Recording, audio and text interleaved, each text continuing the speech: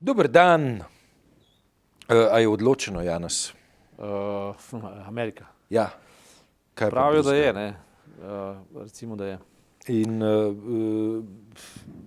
mava, kot kaže, sevniškega rojaka To, kar sva rekla že zadnjič v bistvu, ne. in pa Hillary. Ja, Hillary bi na koncu zmagala, ne. Zdaj, Škoda, ne. Škoda. Sanders Mislim, zdaj tako, ne, da človek je odpiral zanimive poglede. Sicer, ne, tisto, kar je po mojem treba dodati, je to, ne, da v ZDA v 50-ih, 60-ih letih, ko je bila na dnevnem redu keynesijanska doktrina, ne, ta pogled ne bi bil nič prav zelo presenetljivega in pretresljivega in radikalno novega, ne. Zdaj, 50 let pozneje pač zgleda nekaj radikalno novega, ne. Po drugi strani pa treba vedeti, ne, da je Washington, New York bil v 60-ih letih bistveno bolj zanimiv socialni laboratorij in družbeni eksperiment, kot pa ponesrečena zgodba z Moskvo in Sovjetsko zvezo, ne, ki pač se je odpeljala na tir, kjer ta socialni eksperiment ni deloval drugače kot z represijo, ne. Mogoče bo Amerika izgubila priložnost, ne, ker zdaj je popolnoma nov čas, ni primerljiv s tistim časom takrat, ne. Popolnoma nov izziv in recimo to, kar je uspelo z Vatikanu z volitvami Bergoglje, ko so izvolili Bergogljo, so preskočili stoletje, ne. Amerika bi ga lahko s Sandersom verjetno tudi, ne, ker bi z njim inovirala nov vzorec delovanja ali pa humanizacije sveta, ne. Zlasti ohranjanje srednjega sloja. Kam bi ti tako, mislim, v nek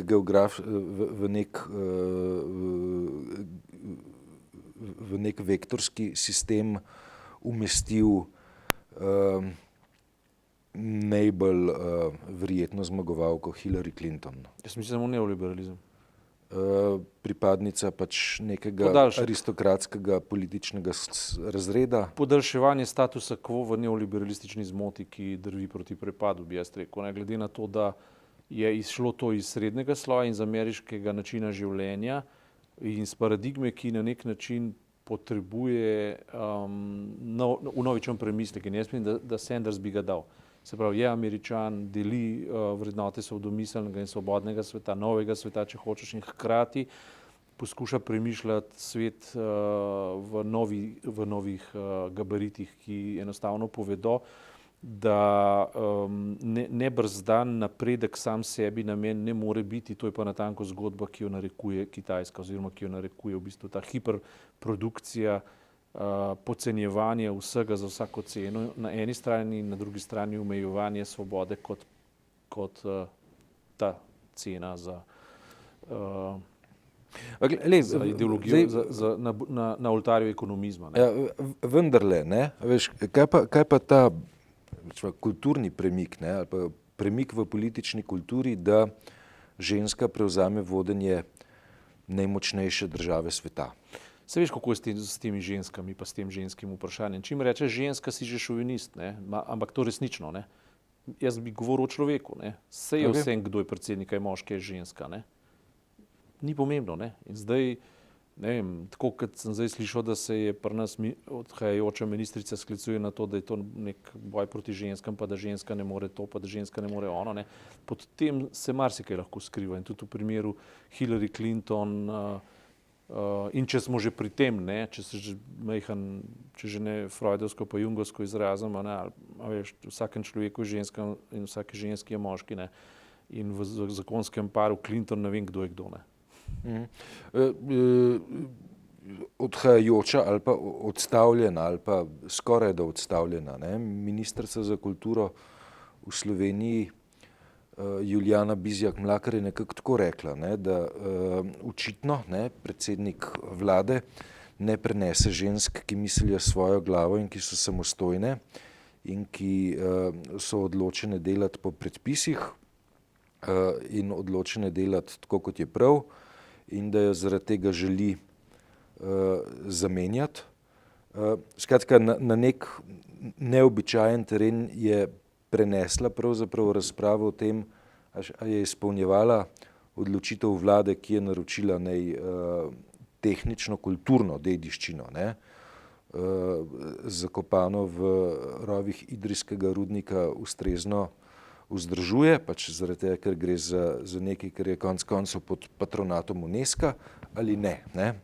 To je skušala na nek način premestiti, ne. Bi pa tako rekel, no, da prav zelo veliko podpore ta premestitev ji pravzaprav ni prinesla, ne, ker niso se oglasila feministična združenja, ki bi rekla, mačistični Cerar odstavlja feministko na čelu Ministrstva za kulturo. Karkoli že je v ozadju njene zamenjave, sem prepričan, da to, kar si rekel, da je rekla, ni res. Sem prepričan, da nima teže ta očitek. Popolnoma nobene. Popolnoma prepričan. Ja. Kam bi ti umeščal, ne, to Cerarjevo potezo, da reče, v redu, zamenjamo ministrico za kulturo. Ne, Cerar, ne, ko je bil v jeku volilne kampanje, ko je bil izvoljen, ne, je puščal vtis, ne, da ima podporo nekih krogov, ki bi jih lahko imenovali kulturni krogi v najširšem pomenu besede. Ne. Z postavitvijo Julijane Bizjak Mlakar na čelo tega resorja je pa pravzaprav vladajoča koalicija to podporo po moji oceni zelo močno izgubila. Ja, to imaš prav. Če se dobro spomniš, mi da sva to obravnavala že pred meseci. Tako, ne. Takrat sva povedala, in to drži, ne, da je v bistvu zdajšnji premier Cerar po letu na krilih kulturnega, intelektualnega nezadovoljstva. Kulturo tukaj jemljajo pač v širšem kontekstu. Najširšem, ja. V najširšem možnem kontekstu. Ne govoriva o umetnosti, ampak pač. Tako je, ja. o kulturi v njeni celovitosti. In takrat sva povedala, to, kar še danes lahko poveva in tudi drži, ne, da je diferencija specifika Slovenije pravzaprav ena in edina. Ne. V bistvu lahko jo označimo z kulturo, ne. Se pravi, družbeno kulturo. Vse drugo je v neoliberalističnem smislu svetovne globalizacije in tako naprej se poenotuje. Ne. Ja. Se pravi, cel svet postaja izravnava, postaja enak. V bistvu ga Facebook, Twitter in podobni čivki, ne, ga delajo enotnega, ga delajo predvidljivega, ga delajo seveda tudi zamejenega v neke zelo ozke kulturne vzorce obnašanja.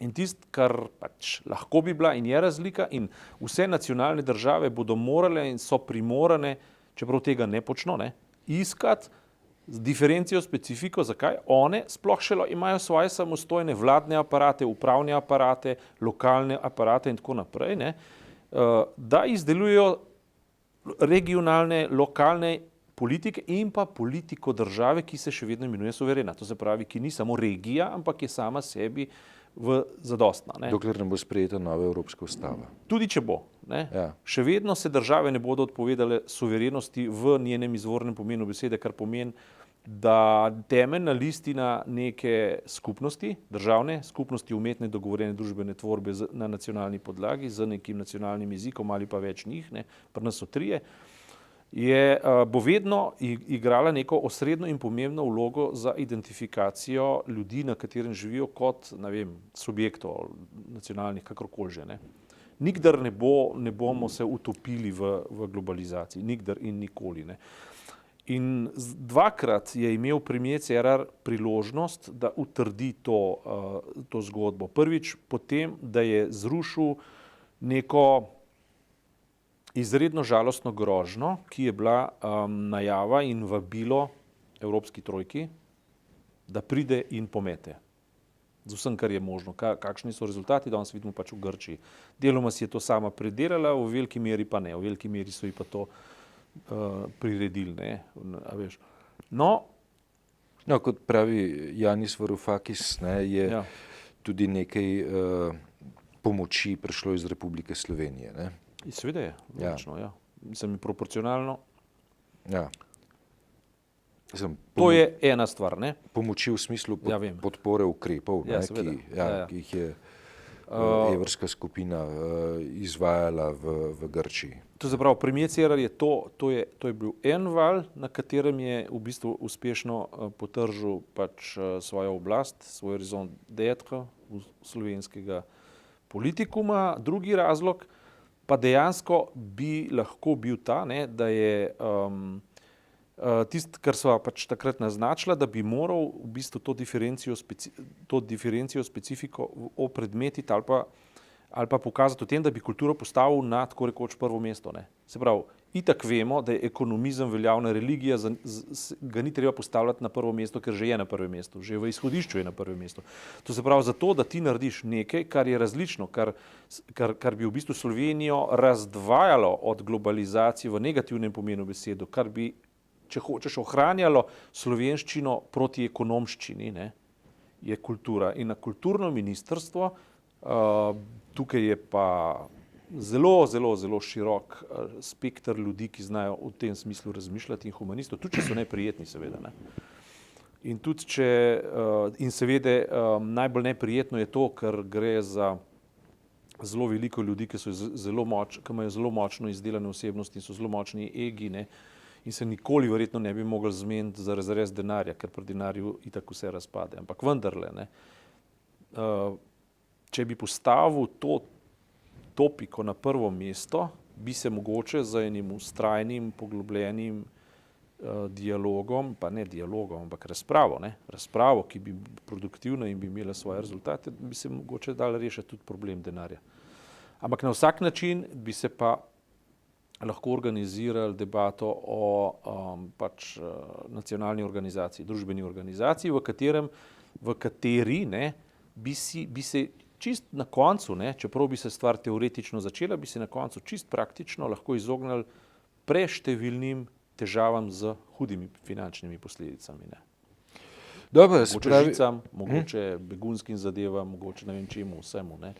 In to je tisto, kar bi Sanders, po mojem mnenju, zdaj tudi lahko v Ameriki storil. Ne. Zdaj, če bo teoretično gledano, zdaj pravijo, da je imel Trump zelo državniški govor, da ni bilo nič od tistih neumnosti, ki jih je prej govoril. Ne. Kje je imel državniški govor? Zdaj, ko je bil v svojem distriktu, ne, ko je zmagoval. Jaz sem pa slišal eno od njegovo težko neumnost. To že, ampak to se pravi tista, ki je rekel, da je Ne, se pravi, on je v svojem New Yorku začel razlagati, kako je bil na najbolj nesrečni dan newyorške zgodovine in potem ga je navedel in rekel, da je to datum 7/11, ne, da je bil tam spodaj in da je gledal gasilce in policiste, kako se borijo proti teroristični katastrofi. Ne. Seveda ni 7/11, pač pa je 9/11.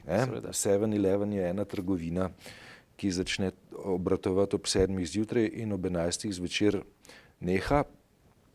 Skratka, ne, tudi v ta ampak ta neumnost je je pa simptomatična, veš, je simptomatična zaradi tega, ker je trgovski žargon trgovca z nepremičninami,